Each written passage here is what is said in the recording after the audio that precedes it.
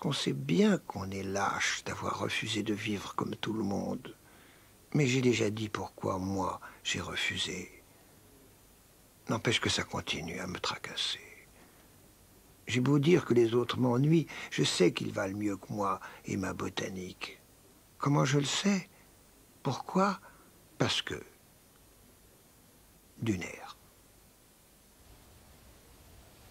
Pinget, c'est quelqu'un qui se mettait à sa table le matin à 8 heures, il avait un rituel, il ne déjeunait pas, et puis il se forçait à faire son exercice d'écriture pendant 4 heures ou 5 heures de suite. Et seulement ensuite, il s'autorisait le petit café, par exemple, le café qui venait rompre le jeûne. Il se décrit comme un enchaîné à sa table, n'ayant pas le droit de bouger, n'ayant pas le droit de manger, avant d'avoir terminé ce qu'il appelait des fois son pensum, P-E-N-S-E-U-M, et en latin, vous voyez, c'est le mot vraiment accablant, la peine, sa tâche, ce qu'il était obligé de faire. Je le vois le matin ouvrir son volet à 8 heures. Ensuite, vers les 9 heures, il fait le tour de son jardin.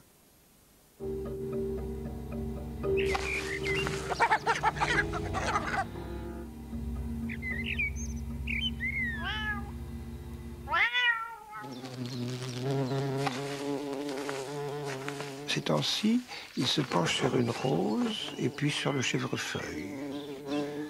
D'après Madame Marie, il est très sensible aux odeurs. Et puis il s'arrête tout à coup.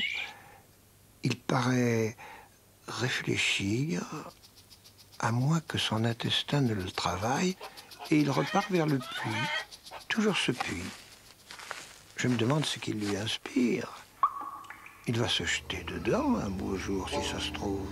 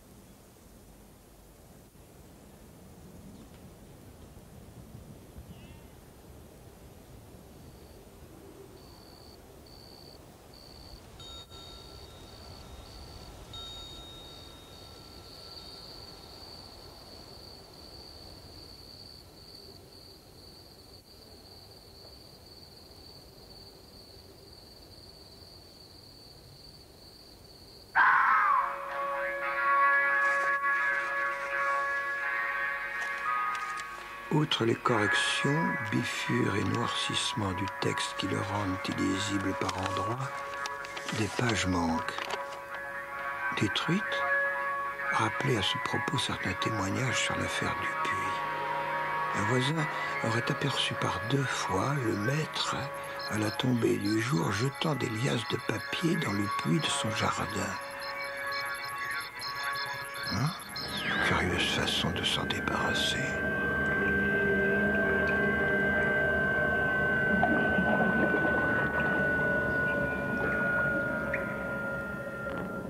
Puits qui était là quand Pinget a acheté sa ferme a été cimenté par Pinget lui-même, donc fermant une issue et la tentation donc d'y jeter les manuscrits, de faire disparaître l'œuvre. Je me demande si ça a été une vraie tentation de Pinget de faire disparaître l'œuvre, mais en tout cas, cette tentation et ce risque sont écrits, disons, qu'il n'y ait plus rien. Je suis venu une fois chez Pinget et il avait empilé, il devait faire le ménage, tous ces manuscrits par terre sur une grande pile comme ça, très très haute. Et puis il s'est mis à côté et puis la pile dépassait légèrement sa taille. Et il m'a dit, à ce moment-là on s'est tutoyé, tu vois, ce que j'ai écrit est plus haut que moi. Il avait une très grande fierté. Et je pensais à la petite phrase qu'il a toujours répétée, je ne veux exister, je n'existe, je ne souhaite laisser de traces à la postérité qu'à travers mes livres. Mes livres, c'est moi, c'est là que je vis, c'est là qu'est ma parole, c'est là qu'est mon être tout entier.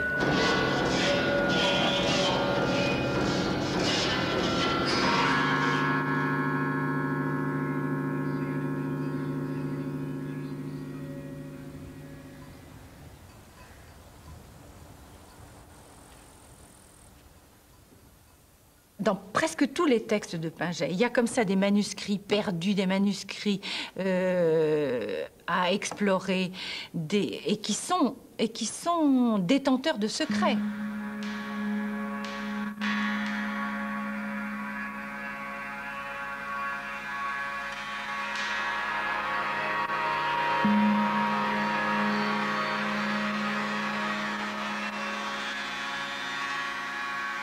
La bizarrerie, quand j'ai eu en main ces manuscrits, c'est le système d'agrafage. J'étais persuadé qu'il y avait un secret dans l'agrafage et que ces pages agrafées, il y a des fois 19 ou 20 agrafes pour 5 ou 6 ensembles de feuilles. Et je pensais que ce rituel avait une signification. Donc je notais soigneusement avant de les défaire le nombre d'agrafes par paquet. J'essayais de trouver un mode de calcul, etc. Je crois que c'est vain, je crois que c'est faux. Hein. Simplement, c'était des agrafages successifs. Il a fait 2 pages, puis 4, puis 7, puis 9. Puis quand c'était trop gros, il passait à la suivante avec des toutes petites agrafes en cuivre minuscules qui faisaient des gros trous dans ces pages et qui rouillaient un peu. Mais ça n'avait pas un sens particulier. Voir à dégager raison fausse piste. Autrement dit, savoir pourquoi le manuscrit est bourré d'indications propres à fourvoyer celui qui le consulte.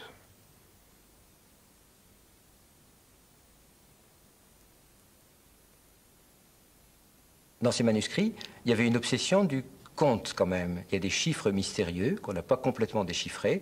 Il essayait toujours, sur ces manuscrits, de mettre en scène le titre Robert Pinget, puis le titre qu'il choisissait, et d'établir de savants calculs entre le titre même qu'aurait son œuvre, et puis le rapport entre son nom et son prénom. Dans son nom, il essayait de repérer des séries récurrentes. Il est obsédé par le 19, qui était la date de son anniversaire, le 1919. Il était obsédé par cette espèce de chiffre de son œuvre, qui était une sorte de marquage cosmique. Il avait une imagination très bizarre, un peu ludique sans doute. Je crois que c'est un petit peu de la fantaisie, j'en suis pas sûr.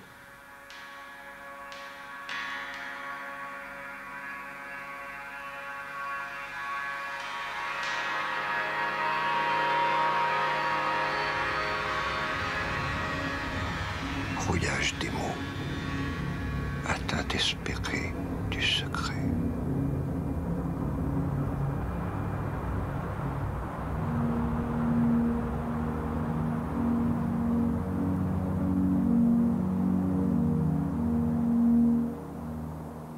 Est-ce que Pinget a un secret? Est-ce que Pinget aurait voulu cacher à tous ses lecteurs ou à son entourage un secret? Peut-être, peut-être, peut-être. Pinget ne donne jamais la clé. Par exemple, ce qui compte, c'est dans la pièce, dans cette très jolie pièce, Le Fiston, qui est également un livre d'ailleurs. À la fin, ce sont les derniers mots. À la fin, le père qui recherche désespérément son fils, tantôt dans le bistrot, tantôt où il se saoule, tantôt au bureau de poste, comprend qu'il s'est complètement trompé et il dit non, ce n'est pas ça qui compte. Ce qui compte, rideau. Nous ne saurons jamais ce qui compte. Plus beaucoup d'espoir de venir à bout de ma tâche. Je me doute maintenant que le travail du maître est une entreprise de mystification. Aucun de ces 2 manuscrits, celui dans l'ancienne cuisine et celui qu'il me laisse déchiffrer, ne tente de cerner la vérité des faits. Il joue volontairement de la contradiction. Il s'ingénie à brouiller les pistes, nie ici ce qu'il vient d'affirmer là, renvoie à plus tard une explication dont il sait qu'il ne la donnera pas. Qui veut-il abuser?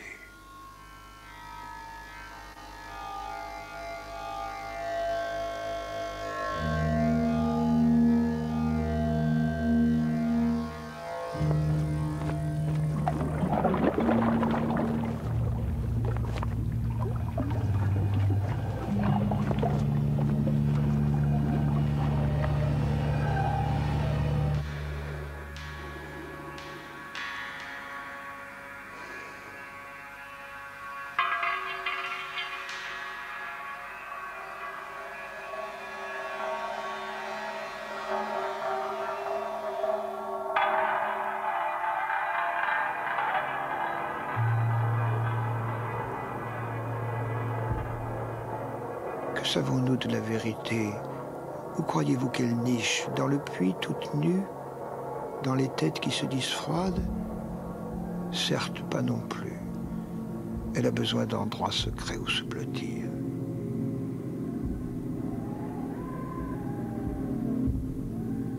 Qu'est-ce qu'il voulait dire avec ces endroits secrets?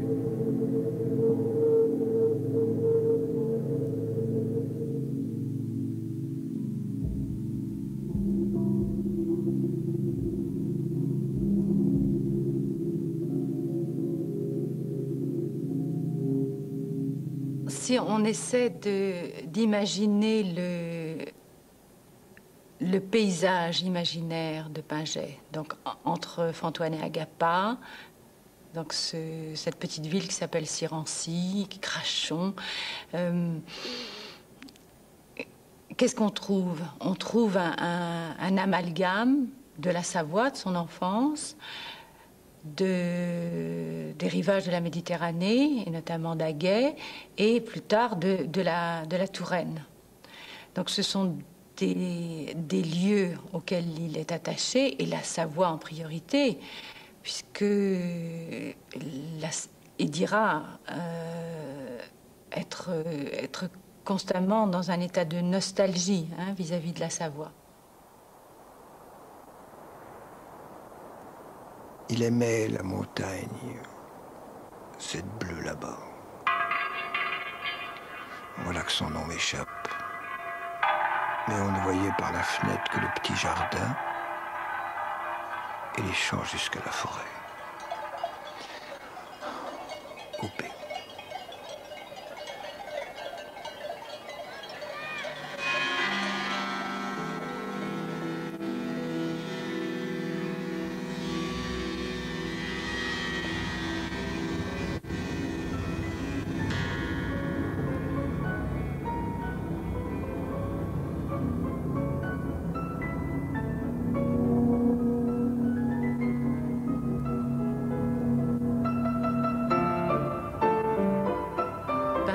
C'est quelqu'un qui a travaillé constamment le souvenir, la mémoire de ce lieu familial où circulaient les cousins, les cousines, les jeux, les goûters, les jouets, le monde d'une convivialité qui est indéniablement pour lui un modèle d'existence.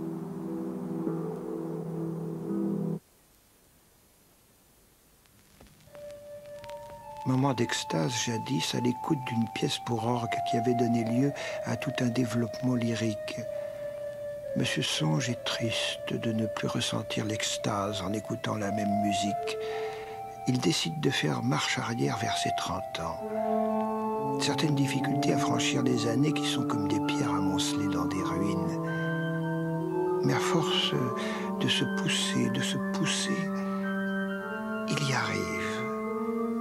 Il est prêt à s'ouvrir à l'émotion. Il éprouve une perméabilité supérieure. Mais voilà qu'il ne se souvient plus comment déclencher le mécanisme du tourne-disque qui n'était pas le même alors. Sa tristesse est décuplée et vite il revient aujourd'hui où la souffrance est moindre, comme le plaisir. Il ne dit pas « hélas », il est résigné. Pour sa récompense, le tourne-disque se remet en marche tout seul. Et Monsieur Songe fond en larmes.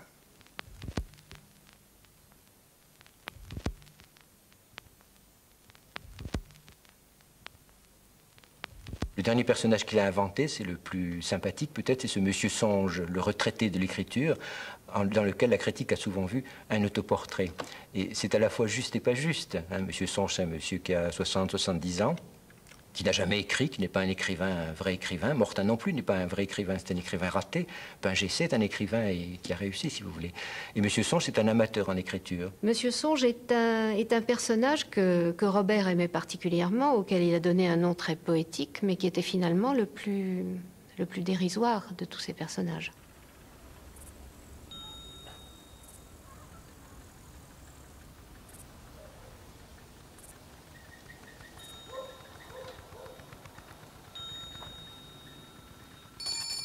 Puis, il agite une sonnette pour la suite. Le passe-plat s'ouvre et le fromage y est déposé avec les fruits. La bonne revient, débarrasse les reliefs, pose le fromage devant son maître qui dit soit est-il bien fait, si c'est du camembert, soit est-il bien gras, si c'est du gruyère, soit est-il de Bresse, si c'est du bleu. La bonne répond oui, dépose les fruits et se retire. Il mange alors son fromage dans la même attitude pensive que précédemment, puis un fruit.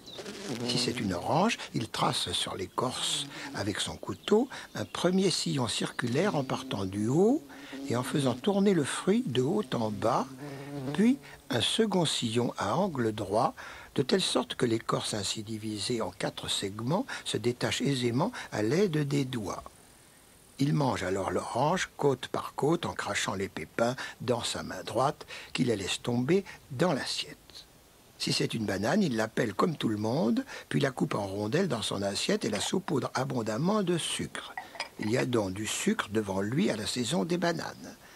Et lorsque la bonne revient au dernier coup de sonnette, elle dit « Monsieur gaspille le sucre ». Elle débarrasse et va poser le café sur le guéridon marocain devant la fenêtre. Monsieur Songe plie sa serviette et va s'asseoir dans le fauteuil club à côté du guéridon.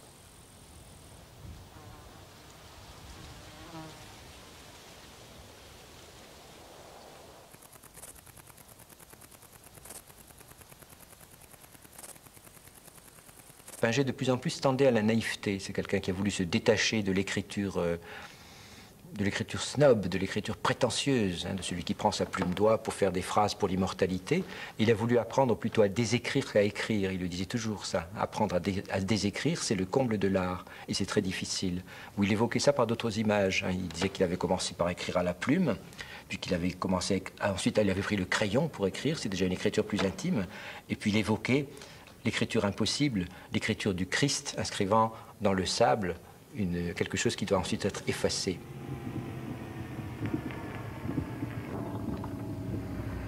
Que cette plume soit un ciseau et grave le mot oui,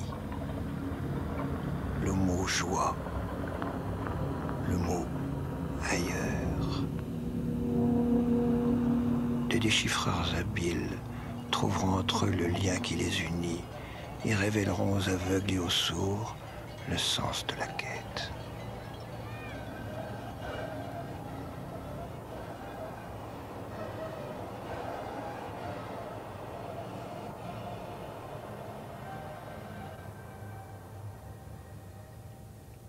Tout redire, dit Monsieur Songe, pour tout renouveler.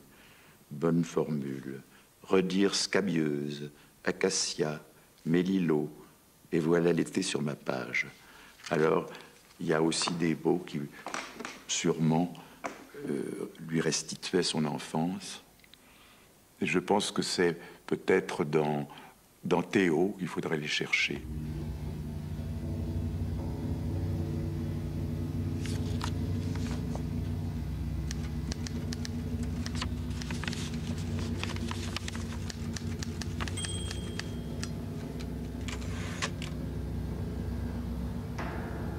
Un jour, quelle mesure du temps, passé, présent et futur sous des ensembles.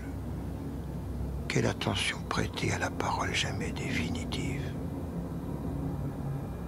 Quid du mot imprononcé qui fasse tout revivre. Dire ou se taire, énigme non résolue. J'ai été bouleversé par la lecture de Théo, personnellement. Un de ses derniers livres qu'il écrit après la mort de sa mère, et où là, d'un seul coup, il y a cet enfant qui est là, dont on a toujours senti qu'il était plus ou moins présent dans le crâne de Robert, mais d'un seul coup, il était là. Dans l'histoire de Théo, c'est cette relation à cet enfant qui devient non pas un petit personnage évoqué ici, là, dans un livre, dans une enquête, etc., mais vraiment le partenaire de l'homme vieillissant. C'est une image à, je ne sais pas, moi, je vois ça comme un tableau de la Tour, enfin, comme Saint Jérôme, je crois, et l'enfant, je ne sais plus, enfin, cet homme qui ferme les yeux et qui, on ne sait pas s'il rêve ou s'il a une vision ou quoi, et l'enfant vient avec une lumière. C'est ce qu'attendait Robert.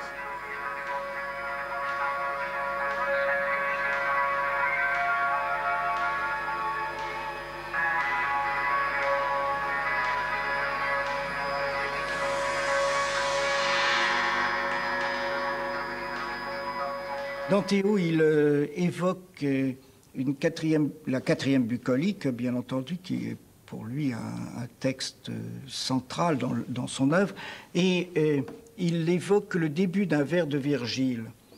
Et ce qui est extraordinaire, c'est qu'il ne donne pas la suite, et la suite est admirable, puisque la suite dit « Un enfant qui n'a pas connu le sourire de sa mère n'a jamais pu s'asseoir à la table des dieux. »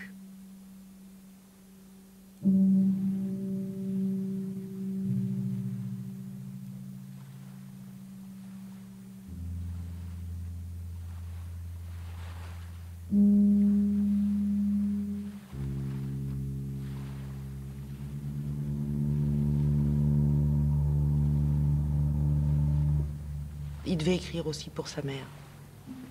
C'est comme un petit garçon qui amène une bonne note. Et c'était, je crois que le rapport du livre à sa mère, c'était ça, parce que il y avait une espèce de tristesse après, hein, pour la sortie de ses livres. Enfin bon, moi j'ai cette impression.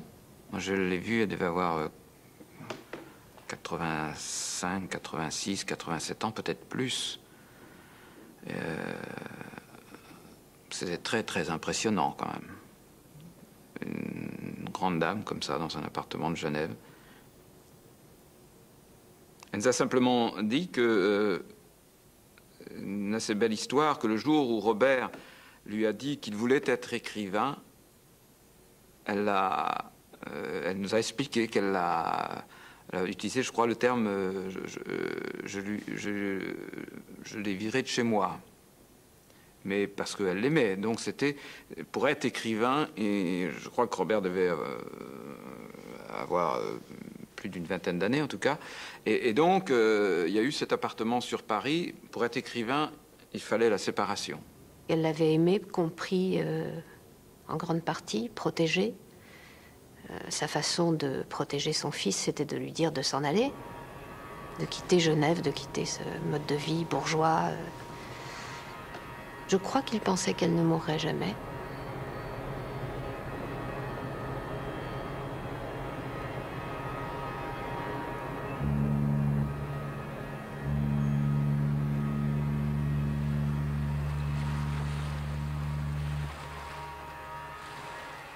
Un bel assemblage de mots à la dérive, à l'honneur de ce qui ne s'impose plus, mais bas.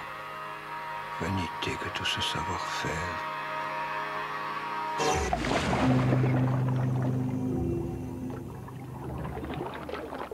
Le temps, ce vieux beignet pour nourrissons indécrottables.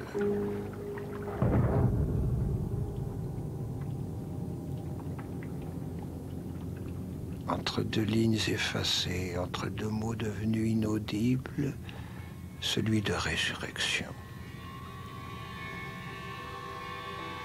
La montagne, c'est bleu là-bas. Des enfants descendent en chariot la colline. Une verveine au jardin. Le piano de la véranda jouait une valse. Des arceaux de ronces-pompons. Une aiguille dans le cœur. Passé muscade. La remontée, malgré tout, une fois faite avec le sérieux des enfants, reprendre le tout sans viser autre que le plaisir.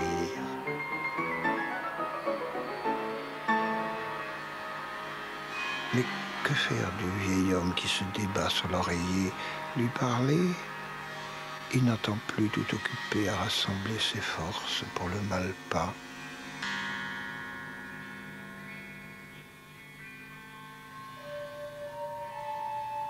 Une verveine au jardin.